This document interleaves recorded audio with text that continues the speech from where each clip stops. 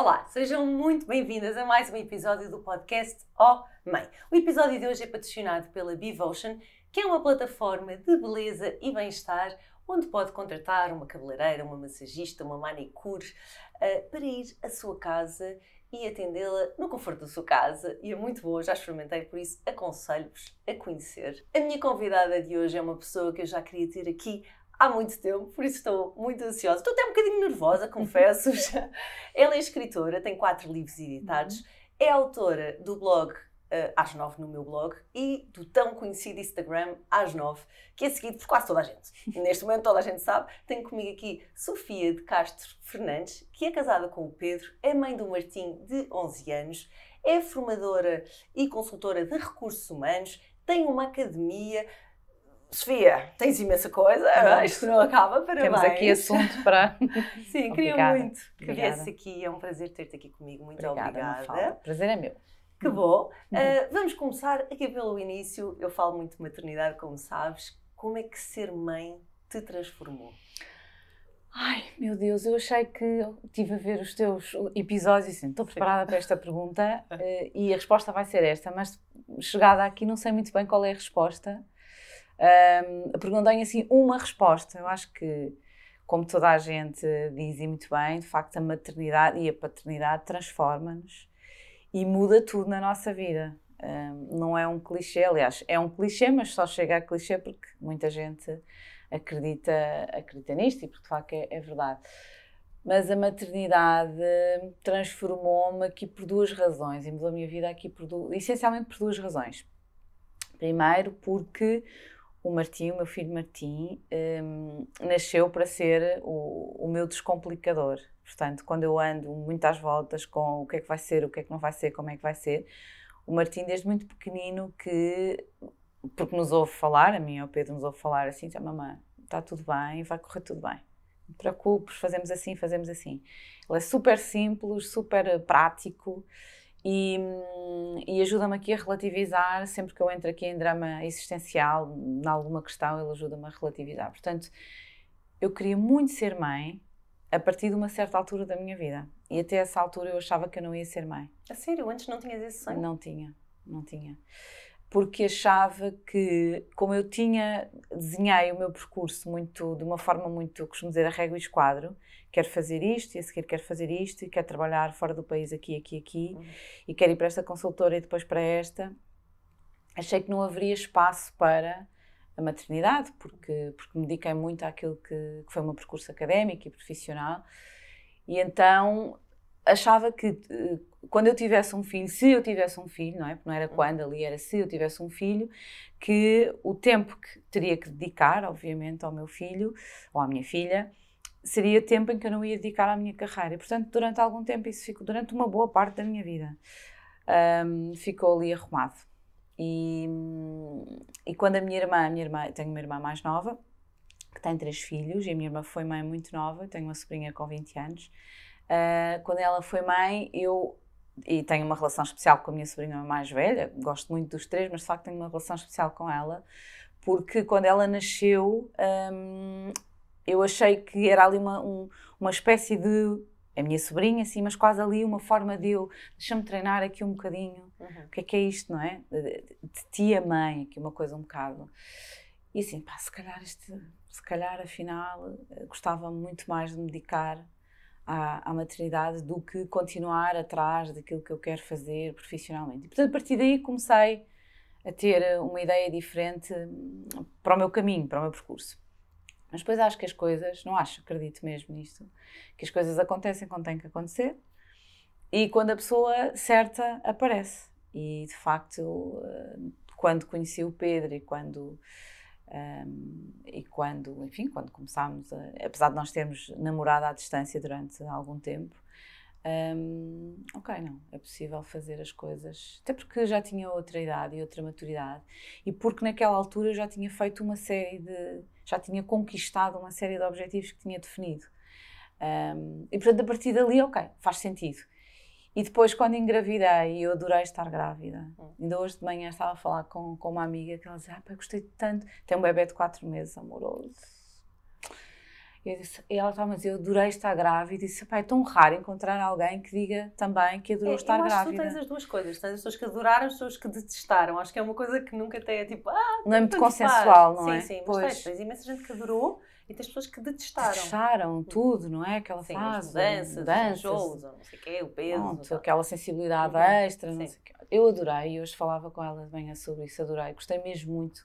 E gostava muito de ter sido mãe muito mais vezes, ter ali 3, pois 4 tu passas filhos. se calhar não quero ter filhos. Se calhar isto não é para mim. Sim, para querer ter uma família grande, sim, não é? Que era um sonho teu. Sim, mas isto tem só a ver com o Pedro? Tem só a ver com teres o teu marido e tua cara metade um bocadinho? Ou antes, tu tens um casamento anterior, não é? Já tinhas essa vontade com essa pessoa ou não? Não. Eu quando olho para... Não sei se não tinha essa vontade, não quero estar a dizer não tinha, não pensava nisso. Se calhar pensava nisso, mas estava muito focada na minha carreira, mas muito focada, mesmo muito focada. Portanto, aquilo até podíamos... Com certeza que falámos sobre isso, mas não era um objetivo. Não era... Ou para o ano, vamos... Não era, não... Eu queria mesmo fazer aquilo que me propus fazer. Tu tens muito esta coisa na tua vida, não é? Que nada é por acaso. Sim, tenho. Nada, nem ninguém, nada. E isto ajuda-te, Sofia? Olha, eu junto um bocadinho isso à minha fé religiosa, não é? Eu sou católica e eu acredito que as pessoas que têm fé numa coisa que não se consegue nem explicar, não é? Não se vê, portanto, sente-se. E eu associo muito esse meu lado espiritual à fé religiosa que eu tenho. E, portanto, acho mesmo que as coisas não são por acaso. Acho que nós, quando estivemos juntas não é por acaso. Acho que tudo tem um propósito. Às vezes pode ser uma coisa muito simples, e às vezes pode ser por uma coisa muito maior, ou que se começa aqui, depois se encandeia e vai dar a um lugar que tu não esperavas que acontecesse. Mas acho mesmo que nós não estamos, as coisas que nos acontecem, mesmo aquelas menos boas que não queremos que aconteçam, não são por acaso, nem são coisas para nos fazerem mal, ou para... Não é de propósito, não está ninguém ali, estás a ver, a conspirar. Não, acho que para já resultam das escolhas que nós vamos fazendo, não é? Eu se tivesse escolhido naquele dia ouvir uma vozinha que eu tenho aqui do lado direito que diz, pá, não te metas nisto, porque agora vais lá fazer o quê? O que tu vais dizer? Não conhecia a Wanda, a não ser das redes sociais, agora como é que nós vamos comunicar de uma forma fluida e estruturada se nunca falámos? Quer dizer, trocar umas mensagens não é falar. E essa voz vai-me sempre, se eu ouvir essa voz, vou optar por outro caminho. Eu raramente ouço essa voz, muito raro, porque sei que é só o meu medo a falar. E então, se eu não tivesse ido naquele dia, não é? Não nos tinha, apesar de eu já te conhecer antes, não é? Sei que não me conhecias, é mesmo, já te conhecia. Não estava aqui hoje. E depois, se calhar, por estar aqui hoje, estás a ver? Eu acho que isto tem tudo uma sequência, que não é ao acaso. Não acho que mesmo, não é nada ao acaso. Está tudo. Olha, qual é que foi o pior momento da tua vida? Aconteceu 2 vezes, mas uma das vezes foi a mais difícil, foi quando engravidei e perdi o bebé que estava à espera. E foi muito complicado. Isso foi antes do Martim? Aconteceu 2 vezes? Sim, já aconteceu 2 vezes, uma antes e uma depois. E foi muito complicado. Uma das vezes foi mais complicado porque a gravidez já tinha avançado mais. E eu, apesar de ter muito medo, porque já tinha acontecido uma vez, estava muito confiante. Eu acho que foi isso que depois me mandou mais abaixo. Eu estava mesmo muito confiante. Não, agora vai ser. O Martim já nasceu, portanto... Não vai acontecer outra vez, não é? Não vai, não é? Portanto... Apesar de temos sempre esse medo, não é? Quando acontece uma vez, ficas sempre com aquela sensação. Eu acho que a primeira vez ninguém está preparado. Porque como não se fala muito, não é? A pessoa acha sempre, não, isto vai correr tudo bem, já passaram não sei quantas semanas, agora, não é? E a pessoa tem a expectativa e é bom ter, não é? Claro, e manter otimista e pensamento Exatamente. positivo. Sim, e eu procurei fazer isso novamente e não vai. Te nasceu, está ótimo, correu tudo bem. Porque é que não havia de estar? Já tinhas contado às pessoas? Aos próximos, sim. Pais, a minha irmã, mega festa. E depois, e aí foi duro. Mas da primeira vez eu sentia-me... Como é que estou a explicar isto? Não tinha muita vontade de falar com ninguém sobre aquilo. Guardei aquilo, fechei aquilo muito para mim e os porquês, e os porquês, e os porquês, e os porquês, não é? Apesar de todas as ferramentas, não é, que tenho, que fui aprendendo, muito no porquê, muito uma coisa muito um bocado vítima e pronto. E não falar não me ajudou nada. Não querer falar, não me apetece falar sobre isto. Portanto, vou arrumar isto, vou resolver isto e a vida segue. Da segunda vez já fiz já tive uma atitude completamente diferente e eu acho que isso me ajudou a fazer o luto, não é? E, sobre o assunto e arrumar dentro de mim que não ia voltar a ser mãe. Ficou arrumado. Nessa segunda vez decidiste? Não vai acontecer novamente. Porquê? Porque já não quis mais voltar a ter não querias voltar a passar por aquilo? Sim, ter essa expectativa e porque antes de engravidar dessa vez nós já falámos, eu e o Pedro já falávamos sobre adoção e mantemos essa vontade. Não sei se é bem um objetivo, mas mantemos essa vontade. E então na minha cabeça aquilo ficou pronto. Não é para voltares a ser mãe biológica, não é para voltares a ser. Arruma isto, para não estar constantemente a criar expectativas e a sofrer e novamente tal. Então arrumámos isso. E depois, porque há um conjunto de circunstâncias também na nossa vida que nos foram sempre obrigando a pensar na maternidade, na paternidade de uma outra forma. Portanto, se nós formos pais novamente, perfeito. Se não formos pais novamente, vamos novamente pensar aqui ou pensar de uma forma um bocadinho mais estruturada na adoção. Entretanto, já estávamos a transformar o objetivo, portanto, a intenção em objetivo em 2019, no final de 2019. Entretanto, veio o Covid, interrompeu-se tudo e os processos todos e é tudo muito moroso. Pois é, isso é uma chatice, não é? Porque há muita gente que já desiste antes de tentar sequer, antes de pensar em tentar, não é? Já pensar, isto vai dar imenso trabalho, isto é difícil. E é um disparate de ser tão difícil, não é? Porque... E precisas reunir ali muitas condições e sim, é um processo. Eu percebo... É que ao mesmo tempo tens as crianças em instituições... Pois. Uma coisa era, não há, ou sei lá, não é? A questão é, elas não estão melhor...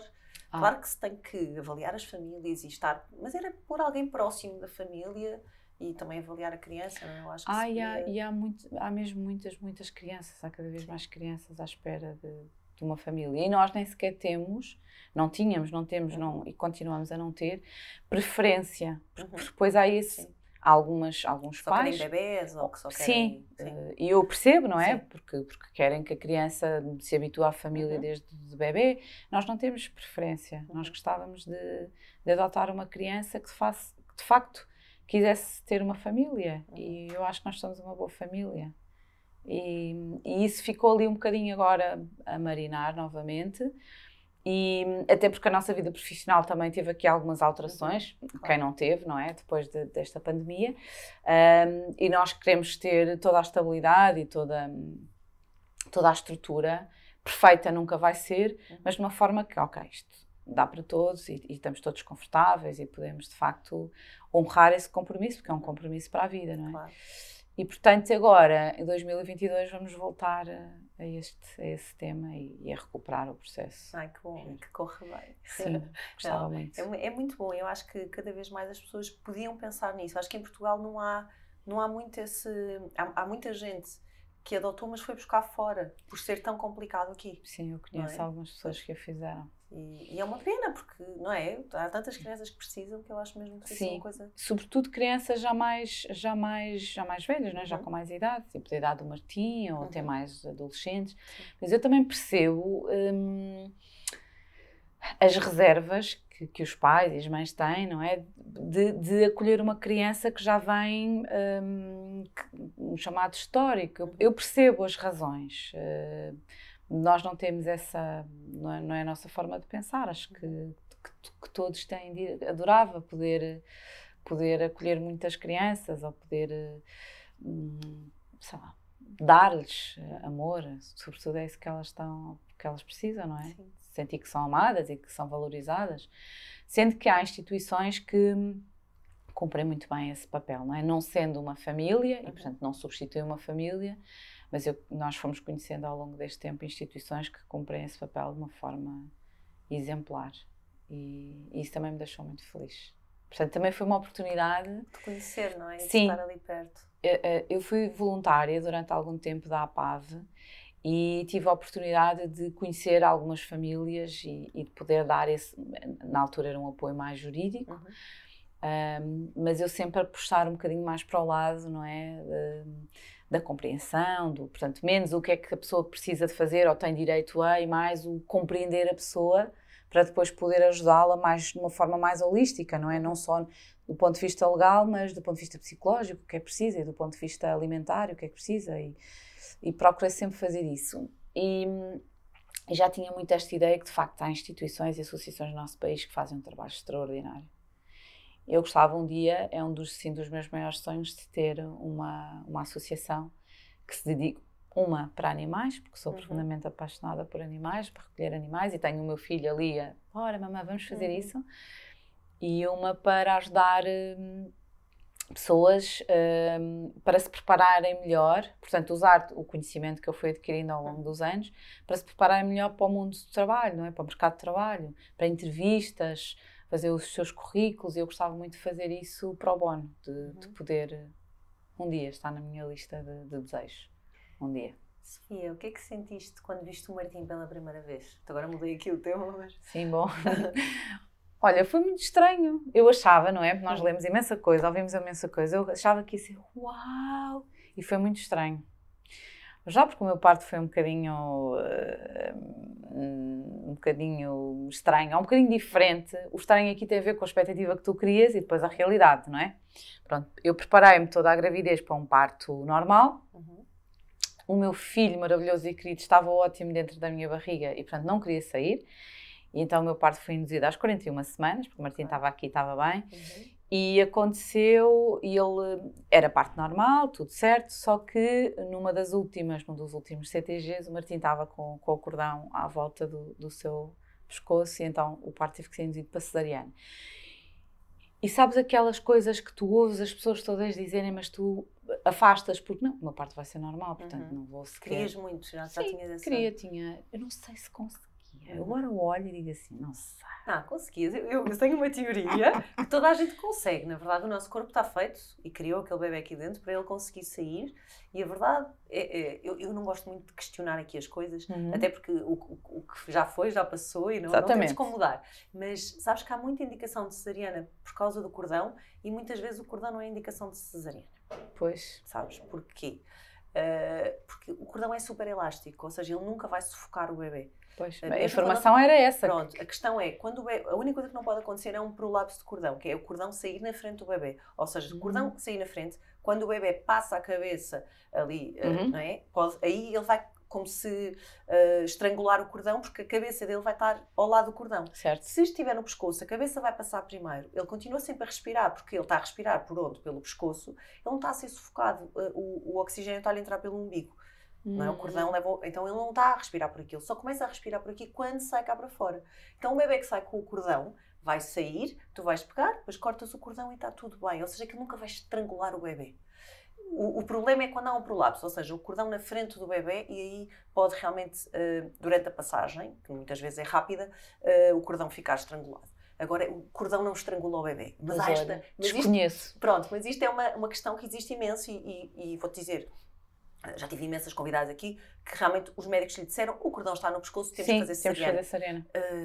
É questionável. Mas pronto. Mas tu confias, claro, não é? Sim, claro. Eu tenho esta formação porque me formei como doula e fui estudar e gosto imenso de parto, mas isto não é algo que se diga, tipo, mas cordão à volta do pescoço não é indicação de cesariana. Ok, o bebê já está em sofrimento, já há uns batimentos mais parados. Isso, sim. Ok, isso aí já é um sofrimento por causa dos batimentos que tu começas a sentir. Agora, só ver o cordão não é, sabes? Olha, mas pronto, é uma coisa estava tudo preparado para... Chegámos àquela última avaliação, não é? Ela disse, temos que ir já, porque o bebê está em sofrimento. Pronto, só e logo aí tu entras logo em pânico. Já fica em pânico. Já ficas em pânico.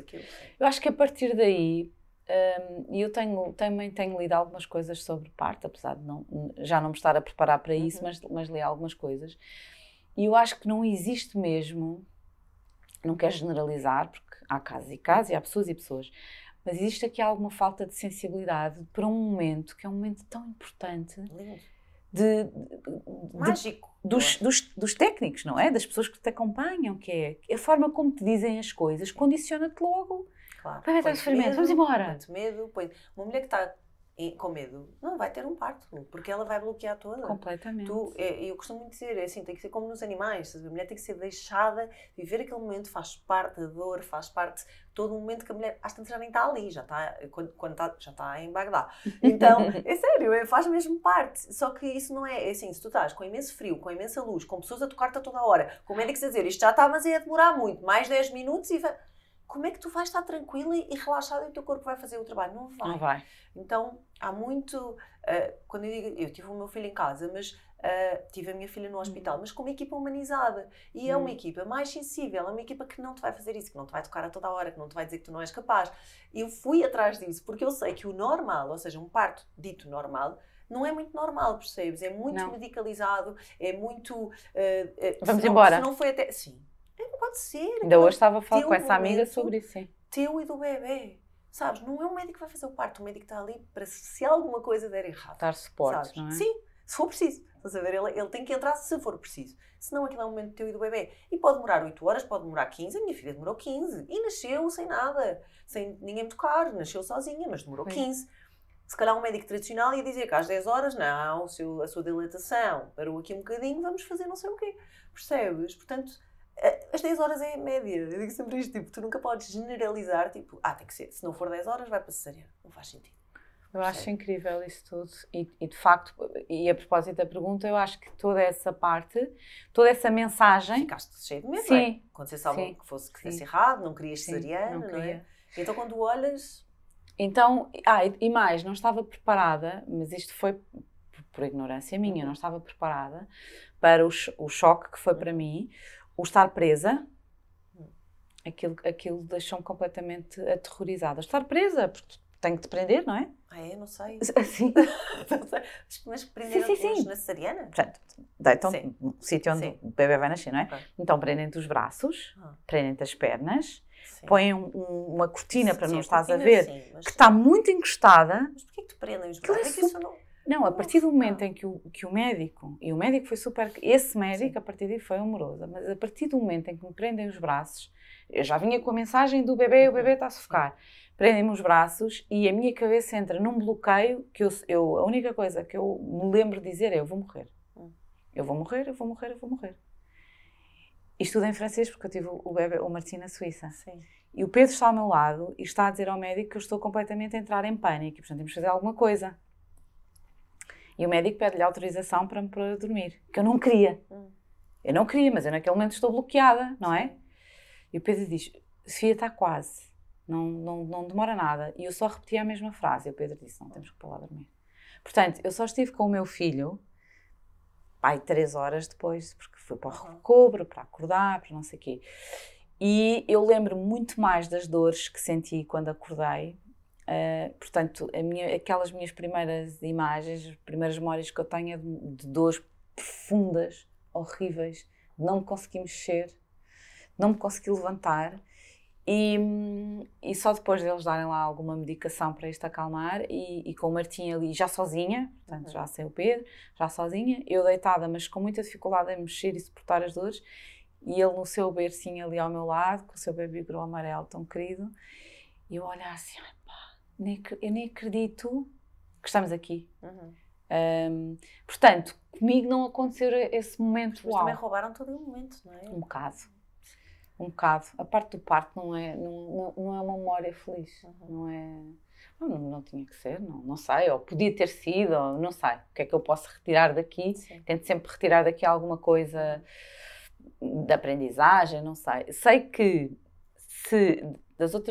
da outra vez que engravidei, eu sei que disse ao Pedro, se tiver que fazer cesariana, porque existe isso, se fizeste uma vez, às vezes fazer a seguir. Não, também não, mas médio. Não sei. Não. Não é. É assim, há um risco, mas é um risco, né?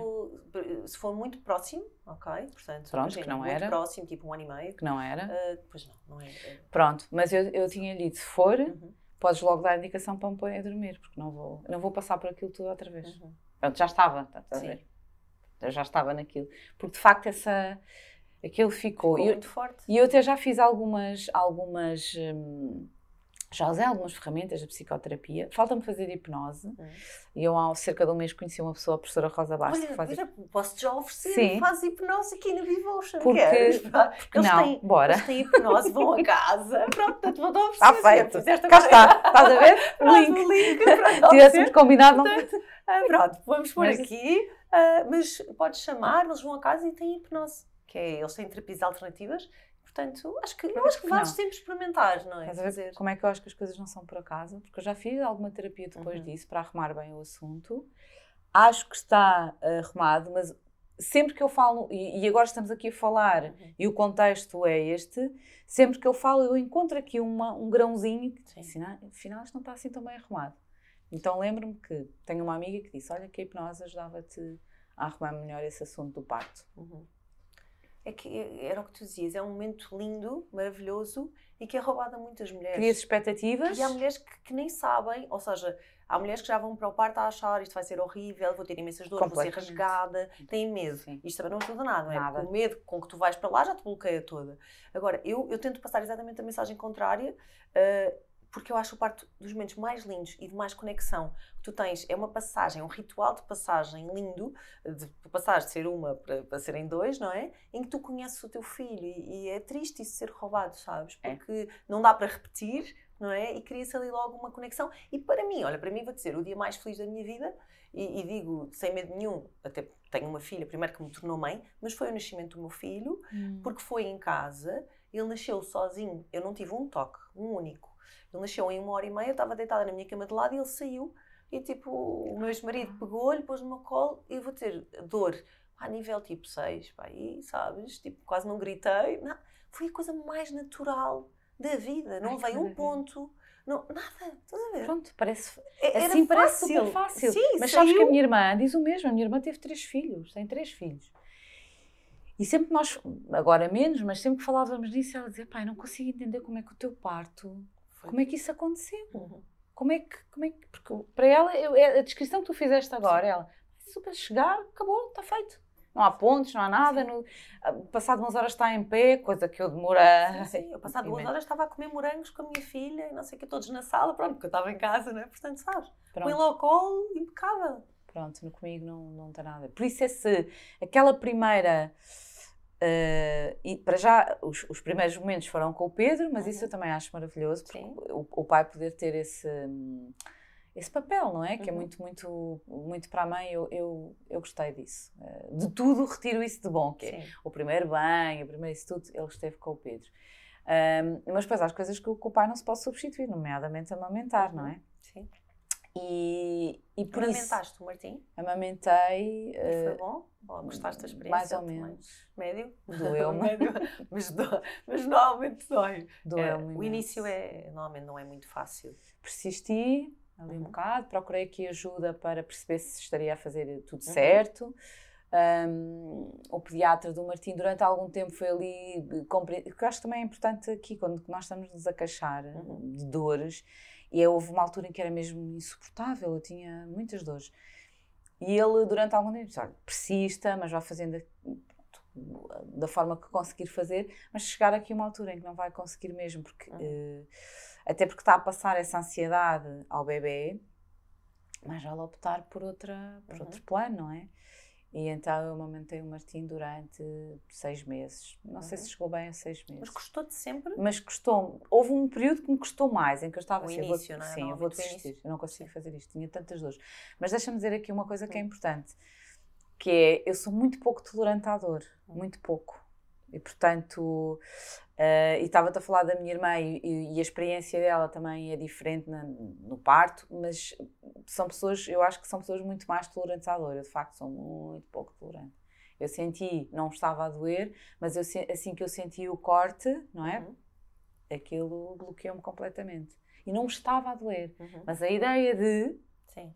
Bloqueia-me. Portanto, também não sou aquela pessoa que, se calhar está a doer uma coisa suportável. Para ti, se calhar, seria suportável. Mas para mim já era uma coisa que me deixava completamente ansiosa. Não tem que haver sofrimento nisso, não é? É isso que tu dizes, porque senão tem que ser uma coisa boa para os dois, sabes? Porque senão ele também sente, não é? Ele está completamente ligado a ti. Exatamente. Portanto, enquanto foi ali tranquilo para os dois, E depois o Martim adaptou-se muito bem ao leite e correu tudo bem. Nunca foi assim muito comilão, não é muito comilão. Ele foi uma criança fácil. Tu, a falares dele, parece-me tipo que é uma criança super tranquila. E... Não? Parece-me, não. É quando tu falas dele. Não, quando tu falas dele é o que eu sinto. Não, tipo. Ele é um filho incrível, mas ele não foi muito fácil por estas razões. Não gostava nada de comer e não gostava nada de dormir. O que é uma combinação chata para os pais. Ainda hoje estava a falar com essa amiga, estou-te a falar nela porque teve um bebê, tem 4 meses, e estava-lhe a dizer. E ela estava com o bebê ótimo, dorme a noite toda. Eu, pois também nunca tive. Porque o meu filho resistia ao sono. Ele continua a ser assim. E o pediatra do Martim durante muito tempo disse, está tudo certo, porque há crianças que têm um sistema de recuperação, não é? Diferente das outras. E o filho do nosso pediatra também era assim. Dormia muito pouco, precisava de muito pouco tempo de descanso para recuperar a energia. Muito pouco era tipo o quê? Muito pouco ela acordava. Ele durante até aos seus 4, 5 anos, o Martim às 5h30 estava de pé e estava sempre ótimo. E depois, cestas, um terror. Na escola, um terror. Era sempre... Pois, às vezes é só connosco, não é? Não, ele é mesmo, é da natureza dele. E hoje ele tem 11 anos, ele está sempre a adiar, sempre que consegue, não é? Encontra estratégias, posso ficar mais um bocadinho porque não sei o quê, posso... Sim, e às vezes é só para estar connosco, não é aquela coisa de querer ir fazer isto. Eu acho que às vezes eles têm, eu noto isso no meu filho, eles não querem perder o dia, sabes? Querem que não acabe, querem fazer mais coisas, isto está a ser giro, não é? Querem que... Sim, eu acho que nós somos tranquilos em relação a isso, ok?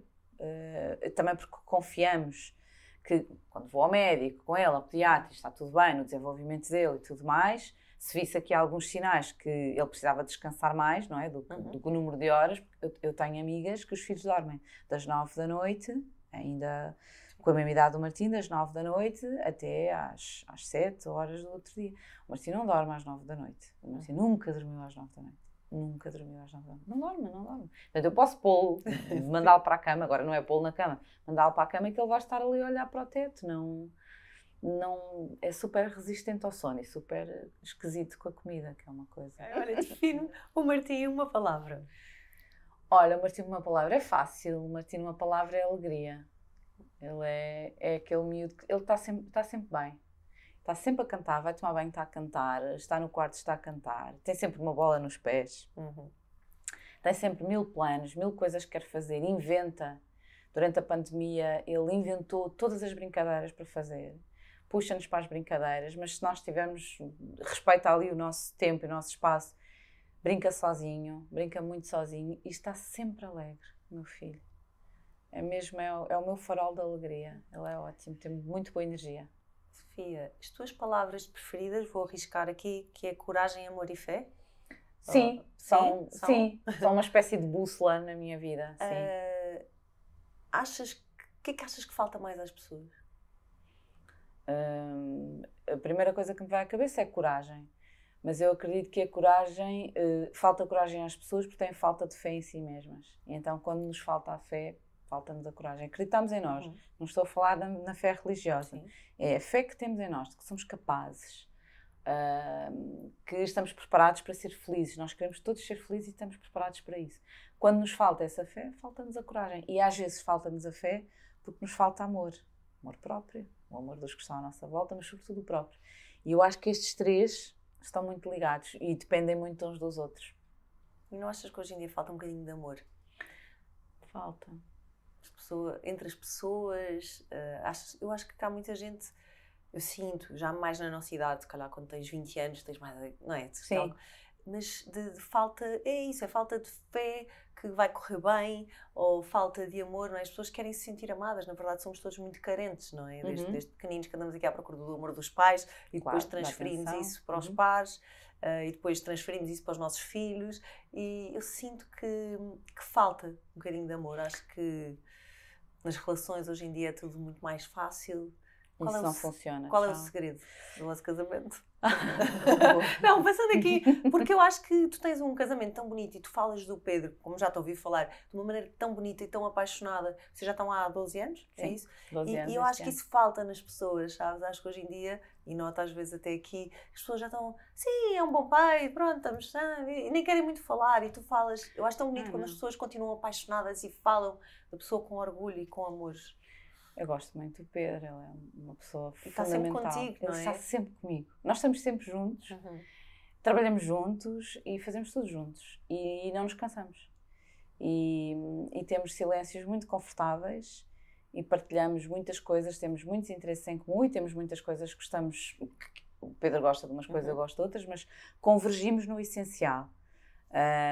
Temos coisas que nos poderiam afastar, como a religião. O Pedro é ateu, eu sou católica. Como os clubes? Não, o clube, sim, eu sou do Sporting, ele é do Benfica. Aí às vezes discutimos um bocadinho. Não discutimos. Sabes, eu acredito muito que se houvesse assim algum segredo a partilhar, eu acho que não é uma questão de segredo, é uma questão aqui, nós admiramos-nos muito um ao outro e queremos muito que o outro esteja feliz. Procuramos mesmo criar momentos e condições para que o outro esteja feliz nas mais pequeninas coisas, nas coisas mais simples, que eu sei que o Pedro vai ficar feliz com isto, vou partilhar com ele. Ou vou fazer isto que eu sei que ele vai adorar isto. Coisas mesmo muito simples, que vai de uma comida a fazermos alguma coisa juntos, das coisas mais simples. Eu acredito que é aí que está o somatório das coisas boas da nossa vida. Mas nós, acima de tudo, partilhamos um valor que é a liberdade. E para algumas pessoas faz alguma confusão que nós estejamos juntos há tantos anos e que eu, que sou católica, e o Pedro, que é ateu, consigamos educar uma criança com, nesta parte, não é? Com valores diferentes. Nós temos valores diferentes nisto, não é? E o Martim cresce, sobretudo, a ver em nós, pelo exemplo, o respeito pela liberdade de cada um. Sobretudo a liberdade de escolha. Porque era assim que eu gostava que o meu filho crescesse a olhar para os pais, que é, ele não tem que ser católico, nem crente como eu sou. Eu gostava que ele fosse, porque acho que a fé nos faz falta, essa fé, esse suporte nos faz falta, mas é a minha percepção e a minha crença. E o Pedro acredita naquilo que ele acredita e o Martinho cresceu a ouvir os dois a falar da sua forma de estar e de ser e naquilo que acreditamos. E está tudo certo. Nós não discutimos por causa disso. Nós discutimos por coisas que também discutimos, mas por coisas básicas que se resolvem.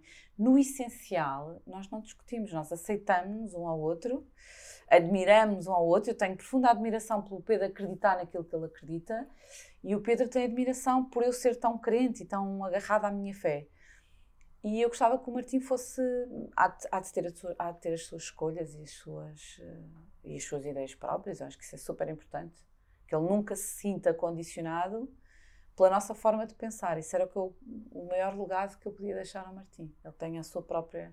Eu aprendi, vi isto nos meus pais, aprendi isto com eles e eu penso assim. Eu acho que isso era incrível. E sentes que falta verdade nas relações de hoje? Há muita gente que às vezes cria uma personagem, não é? Para o outro, ou eu vou agradar, ou eu vou... Não diz a verdade, é difícil às vezes ser verdadeiro. Às vezes é difícil, sim. Falta, eu acho que um bocadinho em relação ao que estávamos a falar antes, porque também existe esse medo de se eu for exatamente como eu sou, será que eu mostrar as minhas coisas más, por exemplo? Não é? Porque todos temos um lado de luz e um lado de sombra. Será que a pessoa vai continuar a gostar de mim exatamente como eu sou? E sim, isso pode ser aqui um elemento que faz com que as pessoas ao fim de algum tempo, se tu crias tu só queres mostrar aquela parte, aquilo tem que ser muito treinado, porque tu não és só aquilo. E se estás durante algum tempo só a mostrar aquela parte, vais chegar a uma altura em que não consegues, porque é muito cansativo. E então isso acaba por se perceber nas pequenas coisas, porque outra pessoa também é atenta, não é? E passado aquele período em que as borboletas, não é? Aquela coisa, aquela fase muito... não vês mais nada.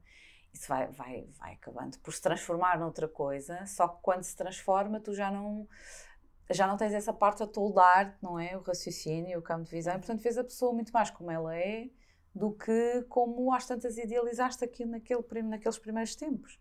E depois aí é que percebes, de facto, é aquela pessoa que tu queres para o resto da vida, seja o resto da vida ou o tempo que for, não é? Porque o resto da vida é relativo.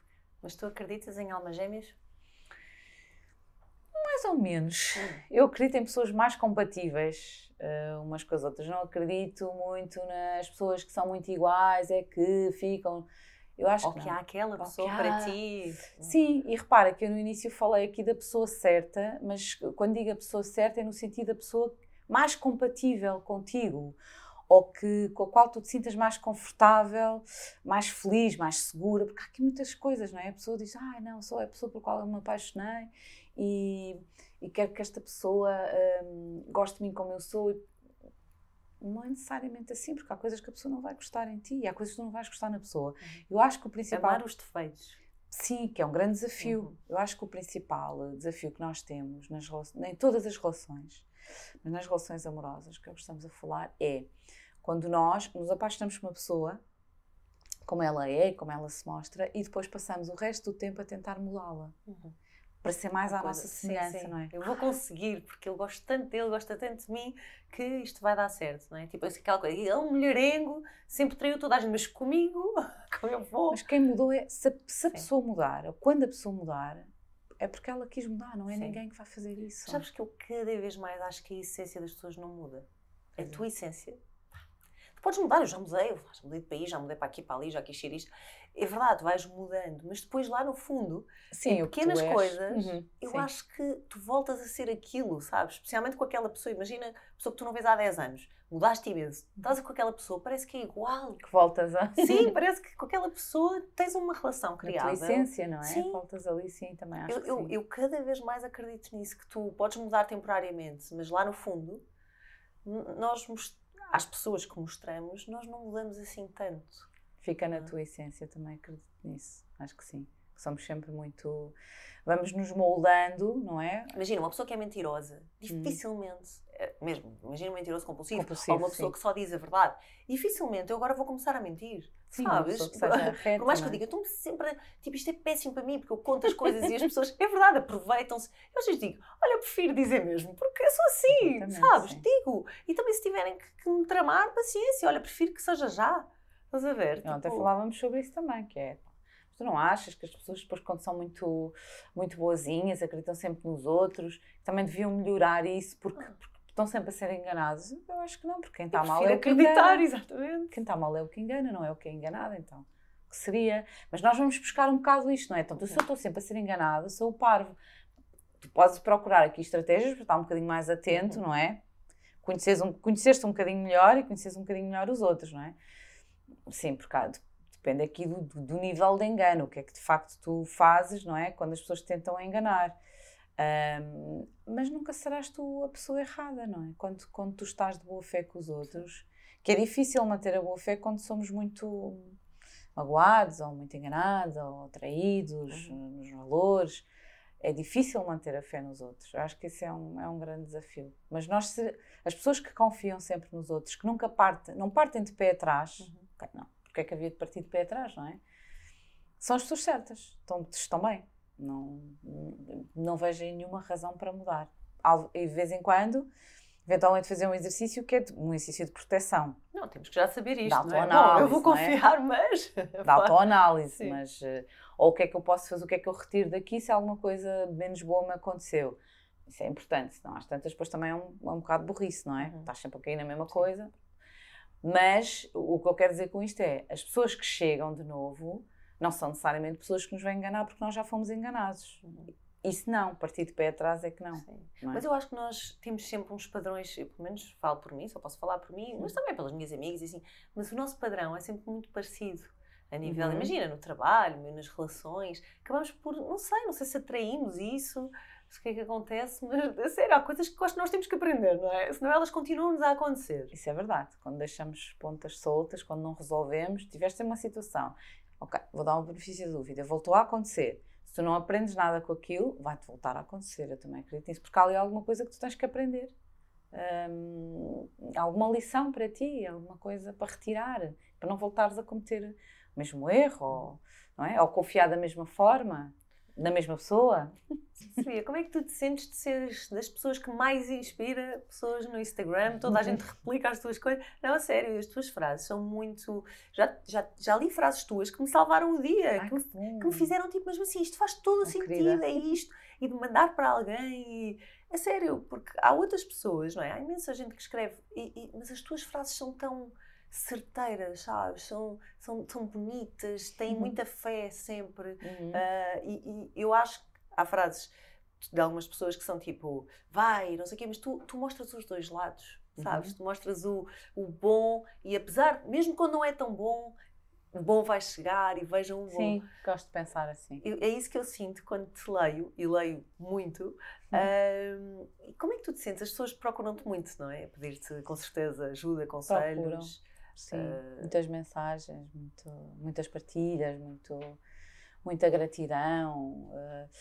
Mas eu não sei, o Pedro diz isto muitas vezes, que eu não sei se é por uma questão de me proteger no sentido criativo, mas o Pedro diz muitas vezes que eu não tenho noção do impacto e que isso é bom. Portanto, vivo aqui assim um bocadinho. Sei que, obviamente, não sou parva, estão ali os números, sei.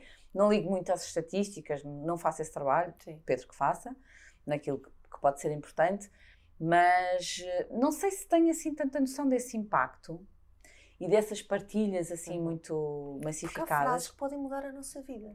Eu tenho algumas frases na minha vida que mudaram completamente coisas em mim, sabes? Olha, uma delas foi há muitos anos no Brasil, até, na verdade era um amigo de um amigo meu que jogava búzios, ele disse-me, fui lá e ele disse-me esta frase: não tente entender a cabeça dos outros. E naquele dia eu percebi que era isso, eu estava a sofrer imenso por uma paixão, uma coisa que eu não percebia, mas porque é que ele também gosta de mim e não faz isto, né? E aquilo é verdade, tu às vezes nem te entendes a ti, quanto mais tipo, querer entender, ou seja, ele tem as razões dele, ele tem os traumas dele, a vida dele, e é isto, não adianta ficar tipo, a partir a cabeça a pensar, mas porquê que ele fez isto? Completamente. Sabes? E isso é mesmo inglório, um trabalho. Não é, aquilo tirou-me um peso de cima, que era eu não ficar a tentar entender o outro, sabes? E tu tens essas frases também, que é mesmo tipo, olha, aquela tua, nunca, nada é por acaso, nada em ninguém. Nada é por acaso. Sim. E isso é verdade, e isto ajuda-te muito naqueles momentos difíceis. Tu dizes, ok, isto vai dar certo, isto não deu certo porque outra coisa melhor vai vir. Ajuda, sabes? Ajuda. Sim, acredito nisso, ajuda. E nós depois, quando olhamos para trás, eu hoje em dia, por exemplo, imagina, separei-me, voltei para cá, eu estou muito mais feliz hoje. Achas que quando eu estava casada, e porque estava bem, o meu casamento foi ótimo, nunca pensei, imagina, com meus 2 filhos em Portugal, longe do pai, toda uma mudança, mudar outra vez de vida, mudei para lá, depois mudei para cá, é começar tudo, não é? Ter carro, casa, tudo. Eu nunca pensei, em tão pouco tempo, porque foram 2 anos, e já é há mais tempo que eu me sinto assim, eu dizer-te hoje que estou mais feliz. E sou divorciada, tenho 2 filhos, sou mãe solteira porque ele está no Brasil, e estou ótima, estás a ver? E hoje penso, ainda bem que as coisas aconteceram assim, por mais que isto se calhar para os meus filhos, claro que eles se calhar preferiam ter os pais juntos, é óbvio. Claro que sim, preferem sempre. Pronto, claro eu estou melhor assim. Sabe? Mas preferem sempre se os pais também estiverem bem, eles percebem isso, portanto... Sim, mas precisam disso, não é? Imagina, mas ninguém ideal, se casa e tem filhos para se separar, não é? Ninguém tem esse sonho. Com certeza. Mas hoje consigo olhar e dizer, ainda bem, ainda porque bem. eu comigo e na minha profissão e estou melhor, estou perto da minha família, sabes, que era uma coisa que eu tive muitos anos longe e às tantas ignorava, que me fazia tanta falta, ou seja, eu pensava, não posso estar cheio de saudades, porque o que é que me adianta, não é? Tu estás longe, eu optei por viver aqui, estou aqui há 8 anos e meio, eu não vou estar a dizer estou a morrer de saudades, ou não dava para estar sempre a vir cá, sabes? Claro. E dizia, tens muitas saudades. Não, mas estou bem, eu quero viver aqui. Hoje em dia eu falo, imagina a minha vida sem os meus pais, que me ajudam imenso com os miúdos, que estão super presentes, eu ligo ao meu pai quase todos os dias. E é tão diferente. É nessa diferença que tu olhas para assim, como é que, não é? Durante tanto tempo pensei assim, e de facto agora, quando a vida muda, consegues juntar as peças, não é? E consegues te sentir estavas confortável e feliz com a vida, até o momento em que estás feliz. Sim. E percebes, não é? Que novamente tens força e fé e coragem para começar tudo novamente no teu país, não é?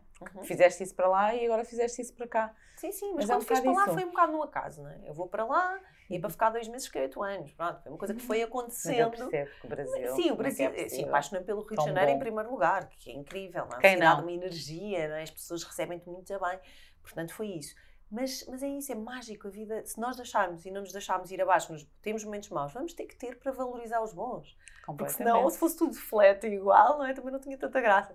Portanto, eu acho que há mesmo frases, e Sofia, tu tens imensas, que mudam a vida das pessoas. E isso é muito bonito. Eu acho que é um poder que nós temos que é maravilhoso, não é? Tu poderes mudar a vida pessoas que tu nem conheces. Eu costumo dizer que se for uma já é incrível, não é? Se mudar. Sim, se impactar numa, se tornar o dia de alguém melhor, vale a pena. Vale mesmo a pena. Move-me mais isso, move-me totalmente isso. A ideia de poder, com um texto, uma frase, onde eu coloco toda a minha fé e todo o amor que tenho, alguém dizer, olha, isto hoje fez-me mesmo bem, estava a precisar de ler isto, ou estava aqui triste. Mas quando na formação, nas minhas formações nos workshops, nas formações, eu digo, pessoas, a inspiração não faz absolutamente nada por nós se nós não formos à procura, né, das mudanças, ou seja, se não colocarmos ali uma ação. É ótimo para dar ali um beliscão naquilo que precisamos, seja no amor próprio, na coragem, na fé, no que for, mas depois é preciso fazer acontecer. Se nós estamos constantemente só, é como se estivéssemos sempre a ganhar fogo, mas depois não usássemos esse fogo para nada. Então é importante ir atrás, não é? Ganhar fogo. Ok, se calhar agora preciso aqui fazer um clique, mas depois dizer, mas agora o que é que eu preciso, ação, não é? E agora tenho que fazer acontecer, porque senão não muda nada, não é? Tu sabes isso? Sim. Se nós não fizermos nada, fosse só ganhar fogo. Ok, entendi, mas... Certo, agora já chega, agora tens que ir. Sim. Não é? Tens esse fogo recuperado. Há pessoas que precisam de um dia, há pessoas que precisam de uma semana, há pessoas que precisam de um mês, de um ano, o que for. Mas é preciso fazer acontecer, porque inspirar por si só não te vai resolver o que é preciso resolver. Eu gosto muito da parte da inspiração, porque a mim também me ajuda a arrumar assuntos, objetivos, passar das intenções aos objetivos. Perfeito. Sentes que escreves primeiro para ti? Muitas vezes. Não escrevo só sobre mim, ou sobre as coisas que me acontecem, ou a forma como eu aprendi a arrumar os assuntos, e a escrita, a narrativa ajuda-me a fazer isso, a arrumar tudo, e eu preciso de tudo muito arrumado. Sou uma pessoa de um método e preciso mesmo aqui de alguma organização. Mas escrevo também muito sobre aquilo que observo nos outros, sobre as histórias que conheço, no coaching, nas formações. Há tantas histórias à minha volta que são uma fonte de inspiração todos os dias. Todos os dias. Eu todos os dias dou uma formação, ou todos os dias dou um coaching, ou todos os dias dou uma palestra, ou todos os dias falo com alguém de uma empresa. E todos os dias vem um clique, digo, eu vou escrever sobre isto é importante. Sim. Ou eu tenho muita coisa já escrita e escrevo de uma forma um bocadinho compulsiva, não escrevo no telefone, escrevo, quando vinha para aqui estava a escrever, lembrei-me de uma coisa, vou escrever sobre isto. E depois já tenho coisas escritas, não necessariamente aquilo que, por exemplo, que eu vou partilhar hoje é uma coisa sobre o dia de hoje, ou sobre o dia de ontem. Pode ser, mas pode ser, depende. Quando eu olho e digo, não, isto é bom, hoje é isto. Porque se alinha aqui com o meu espírito, então, claro, não é? Eu estou a partilhar, alinha-se aqui um bocado. Muitas vezes são impulsos, feelings, não é? Coisas que... Sim, às vezes, quase tudo o que eu escrevo, 99%, é impulsionado pelo amor. 1% vem de algumas emoções menos boas, em que eu preciso de... Como se escrever me ajudasse a pôr isso cá para fora. Eu não quero isso cá dentro, não quero cá carregar pesos desnecessários. Então é arrumar isto, é como se sai dentro de ti. Mas é raro. Eu escrever no impulso de estou zangada ou estou desiludida, é raro. A minha escrita vem de um lugar mais de alento e de dizer a mim mesma que sou capaz de tudo aquilo que eu quiser ser e fazer, e mostrar isso aos outros. Se eu sou capaz, vocês também são capazes. É só querer e fazer acontecer. Se eu conseguir, vocês conseguem. Porque é mesmo isto que eu acredito. Acho que às vezes aquilo que nos separa, não é? Aquilo que nos... É mesmo um separador, um divisor de águas. É a vontade que nós temos de fazer acontecer. Não nos deixarmos estar ali naquela coisa. Eu adorava que isto não acontecesse, eu adorava conseguir. Ficar à espera. E depois parece que ficamos ali. Só ganhamos fogo. Mas temos que entrar na ação, não é? Arriscar, tentar, levar imensos nãos, apanhar algumas desilusões, voltar ao zero não sei quantas vezes, recomeçar, procurar fogo, pedir ajuda. Pedir ajuda é muito importante. Eu aprendi a pedir ajuda, tinha imensa dificuldade. Estava assim, ai que chatice ter que estar a pedir um favor. E explicar. Sim, a pessoa perguntar depois para que é que eu quero. Ou porque é que vais fazer assim, tu tens que não sei o quê. Sim, mas é uma ferramenta, é um poder enorme. E também é uma ferramenta que tu tens e é também uma ferramenta que tu dás aos outros, às pessoas que realmente gostam de ti, que têm a oportunidade de estar lá para ti. E às vezes nós descuramos isso. Isso também é mostrar amor, é mostrar aos outros que confiamos neles. Olha, eu preciso disto, podes-me ajudar com isto. Ou não estou a conseguir fazer, podes-me ajudar. Isso é mostrarmos as nossas vulnerabilidades. Às vezes confunde-se um bocado com fraqueza, mas mostrar que somos vulneráveis ou que não estamos a conseguir resolver alguma coisa é um poder incrível. E ainda há muita gente a pôr de lado, a dizer, não vou mostrar aqui da parte fraca alguma vez. Pedir ajuda à parte fraca, seja no que for. Não, e é mostrar que tens pessoas que gostam de ti, não é? Que estão ali, que te podem ajudar. E há sempre alguém disponível. Sim. Às vezes até há pessoas que partilham comigo que estão muito sozinhas. E na pandemia aconteceu isso. Estou sozinha, não tenho ninguém para falar. A Sofia fala aqui, pedir ajuda. No sentido de sentir que estamos a entrar ali buracos muito escuros, peçam ajuda. E aconteceu-me, não foi uma, não foram duas, foram várias vezes pessoas assim, mas o que é que eu posso fazer? Porque me estou a sentir assim, assim, assim. E eu dizia, recomendo, sugiro, sei lá, isto. Ai não, isso não, então. Ou como é que eu posso fazer? Sim. Estratégias, sei lá, como é que eu posso fazer para ser mais otimista ou ver isto de outra forma? E eu aí dizia, olha, faça assim, assim, ou para mim funciona, fazer isto assim, assim, assim. Ai, Sofia, não. Mas já não acredito que isso funcione. Pronto, primeiro, você nem tem razão. Acho isso muito simples. Sim. Pois é, mas às vezes, não é às vezes, é quase sempre a simplicidade é que faz com que, ou conseguir ser simples, que é um desafio tão grande, é que faz com que tu olhes para as soluções e que as vou experimentar. Mas há muitas pessoas que entram numa espiral de vitimização e por mais que tu tentes, quando te pedem ajuda, que eu acho que é mesmo, tem que ser por aqui, não é? As pessoas a pedirem-te ajuda, tu tentes mostrar-lhes que há ali uma saída, mais do que uma, mas pronto, vamos tentar esta, elas não querem. Elas preferem, isto é tão parvo. Mas é que às vezes é mais fácil ficar no mesmo lugar do que a mudança, não é? Porque a dor já conheci aquela dor. Já estás aqui, já estou aqui. É mais fácil não sair do lugar. Sei lá como é que vai ser depois. Sim. Também outra dor qualquer. Sim. Estas já sei lidar. Sim. E ficam ali. E para mim, isso daquilo que eu faço, do trabalho que eu faço, é o mais frustrante. É tu estás a ver o potencial das pessoas, é tu estás a ver que há soluções para elas e elas baixam os ombros naquela postura mesmo toda, desgraça de vida e a vida incrível a passar ao lado. Isso a mim deixa-me muito frustrada, sinto-me impotente. Isso é o que me tira aqui às vezes, não me tira o sono, que eu sou pessoa que dorme bem, mas tira-me aqui alguma... sinto-me incapaz de fazer alguma coisa, isso deixa-me um bocado, vou à procura, eu tenho que ir à procura de outras soluções, se calhar sou eu que não estou a dar as soluções certas. Por um lado é bom, porque me obriga a estudar mais, que é uma coisa que eu gosto de continuar a fazer. Sofia, não muito acredito. Obrigada. Já acabou? Já acabou. Falávamos aqui. Adorei, foi tão bom. Muito contigo. Obrigada também. Muito obrigada e eu pelo convite. Também. E continua a inspirar pessoas porque faz isso melhor que ninguém. Obrigada. Um grande beijinho. Gostei muito. Obrigada também.